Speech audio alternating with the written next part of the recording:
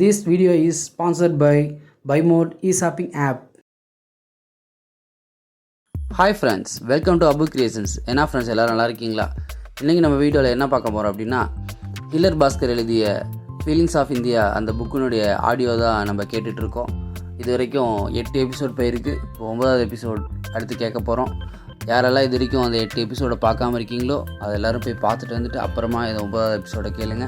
இது வரைக்கும் நம்ம போட்ட எல்லா வீடியோவும் பார்த்து நமக்கு சப்ஸ்கிரைப் பண்ணி லைக் பண்ணி ஆதரவு கொடுத்த அனைத்து நல்லுள்ளங்களுக்கும் நன்றி. கடைசியான போன வீடியோவில் நம்ம வாக்கி டாக்கி பஞ்சாயத்து பார்த்தோம். இப்போ இன்றைக்கி இந்த வீடியோவில் நம்ம இன்றைக்கி என்ன பார்க்க போகிறோம் அப்படின்னா, வாதம், விவாதம், விதண்டாவாதம், உரையாடல், நன்றி, இந்த மாதிரி நிறைய டாபிக் பார்க்க போகிறோம். ஓகே ஃப்ரெண்ட்ஸ், டாப்பிக்கில் போகலாம். வாதம், விவாதம், விதண்டாவாதம், உரையாடல். வாதம் ஆர்கியூமெண்ட், விவாதம் டிஸ்கஷன், விதண்டாவாதம் உரையாடல் கான்வர்சேஷன். வாதம் என்றால் நம் பக்கம் உள்ள நியாயத்தை இன்னொருவருக்கு புரிய வைக்கும் ஒரு செயல். பொதுவாக வாதம் செய்யாதே என்று கூறுவார்கள். ஆனால் வாதம் செய்வது நல்லது. நம்மிடம் உள்ள நியாயத்தை மற்றவர்களுக்கு புரிய வைப்பதற்கு வாதம் செய்வது அவசியம். எனவே யாராவது வாதம் செய்யக்கூடாது என்று சொன்னால் அவர்களிடம் ஏன் வாதம் செய்யக்கூடாது என்று வாதம் செய்யலாம். வாதம் செய்யும் திறமை உள்ளவர்கள் மட்டுமே ஊரில் பிழைக்க முடியும். சிலருக்கு அந்த திறமை இருக்கிறது. சிலர் வாதம் செய்வதை தவறு, கெட்டது, டீசென்ட் இல்லை, அநாகரிகம் என்று நினைத்து செய்யாமல் இருக்கிறார்கள். இவர்களுக்கு வாழ்க்கையில் பல துன்பங்கள் வரலாம், பல நஷ்டங்கள் வரலாம். நீதிமன்றத்தில் நீதிபதி தனது கட்சிக்காரருக்கு சாதகமாக நீதிபதியிடம் வாதம் செய்வார். எனவே சட்டப்படி நியாயப்படி வாதம் செய்வது நல்லது, தேவை, அவசியம். விவாதம் டிஸ்கஷன் என்றால் இரு நபர்கள் குழு அல்லது பல நபர்கள் குழு தங்கள் பக்கத்தில் உள்ள நியாயத்தை மாறி மாறி எடுத்துரைக்கும் ஒரு செயல்.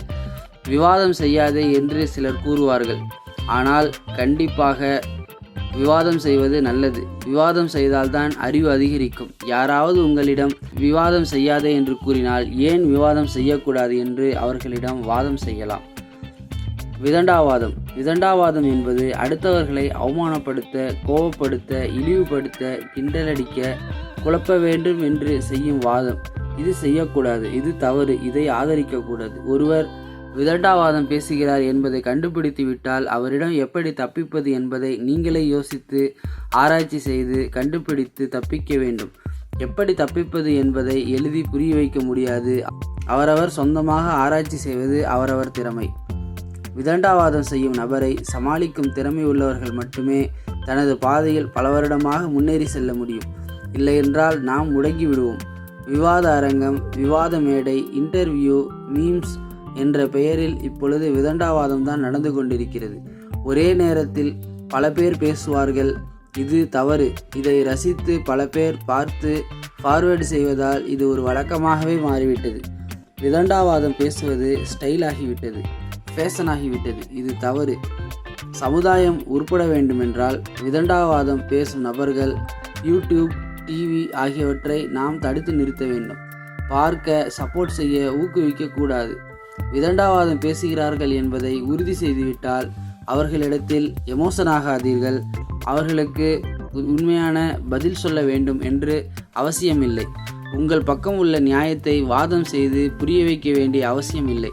இவர்களை சமாளிப்பதற்கு அல்லது தப்பிப்பதற்கு என்ன வேண்டுமானாலும் செய்யலாம். இவர்கள் நியாயம் இல்லாமல் நடந்து கொள்கிறார்கள்.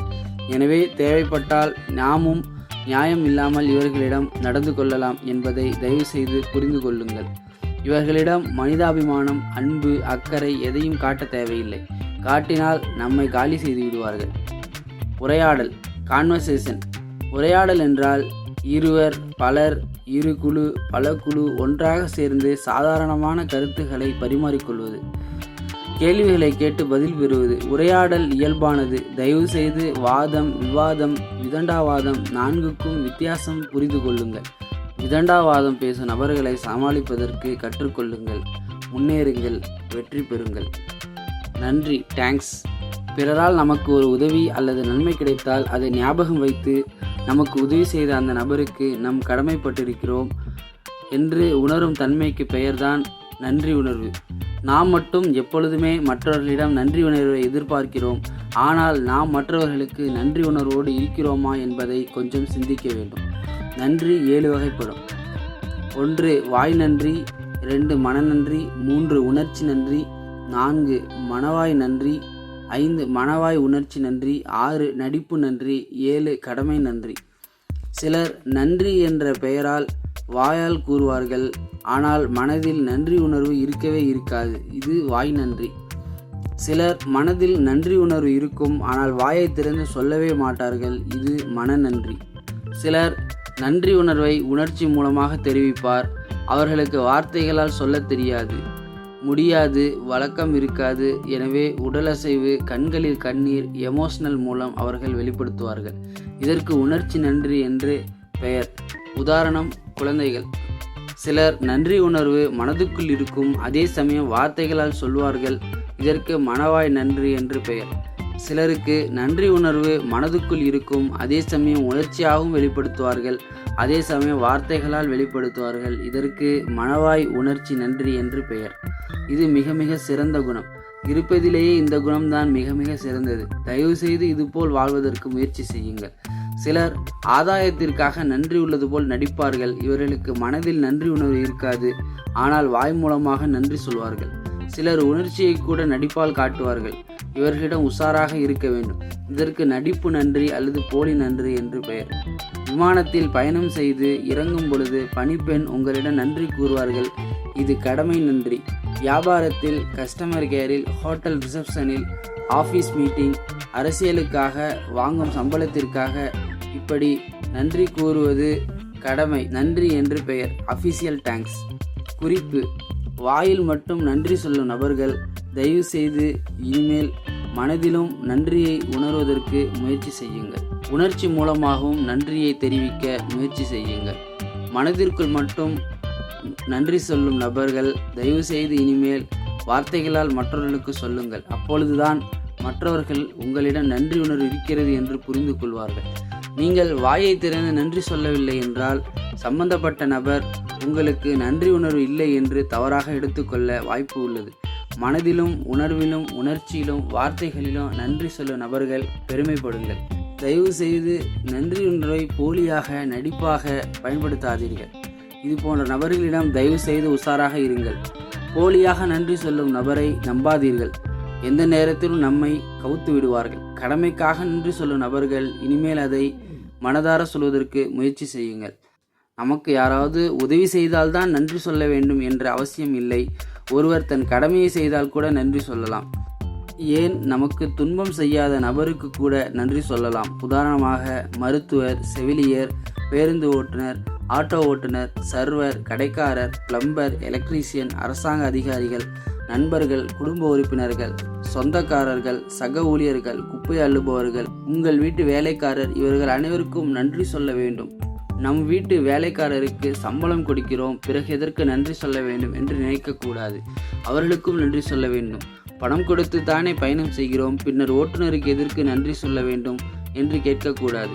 பேருந்தில் இருந்து இறங்கும் பொழுது ஓட்டுநருக்கு அவர் செய்த கடமைக்கு நன்றி சொல்ல வேண்டும். ஆட்டோவில் பயணம் செய்தால் ஆட்டோ டிரைவருக்கு நன்றி சொல்ல வேண்டும். ஒவ்வொரு முறை சாப்பிட்ட பிறகு சமைத்த அம்மாவுக்கு அல்லது மனைவிக்கு நன்றி சொல்ல வேண்டும். எந்தெந்த இடத்தில் முடியுமோ எல்லா இடங்களிலும் நன்றி சொல்ல வேண்டும். சம்பளம் வாங்கும் போதெல்லாம் தொழிலாளி முதலாளிக்கு நன்றி சொல்ல வேண்டும். சம்பளம் கொடுக்கும் போதெல்லாம் தொழிலாளிக்கு முதலாளி நன்றி சொல்ல வேண்டும். நாம் இப்பொழுது உயிரோடு இருப்பதற்கு இறைவனுக்கு நன்றி சொல்ல வேண்டும். நன்றி உணர்வு என்பது ஒரு அருமையான குணம். இது எந்த அளவுக்கு நம்மிடம் உள்ளதோ நம் உடல் ஆரோக்கியமாக இருக்கும். படுத்தால் தூக்கம் வரும். நிம்மதியாக வாழ்வோம்.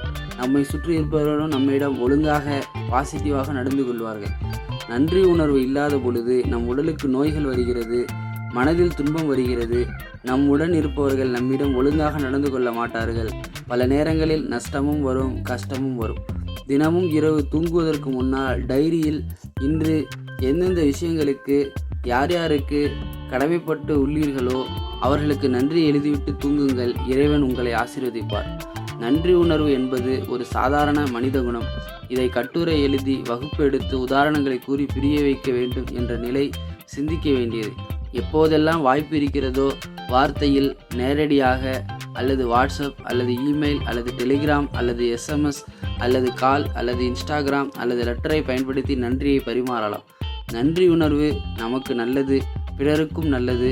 என்னையும் மதித்து நான் எழுதும் கட்டுரையை படிக்கும் நல்லுள்ளங்களுக்கு நன்றி. ஓகே ஃப்ரெண்ட்ஸ், இதோட இன்றைக்கி வீடியோ முடிச்சுக்கலாம்.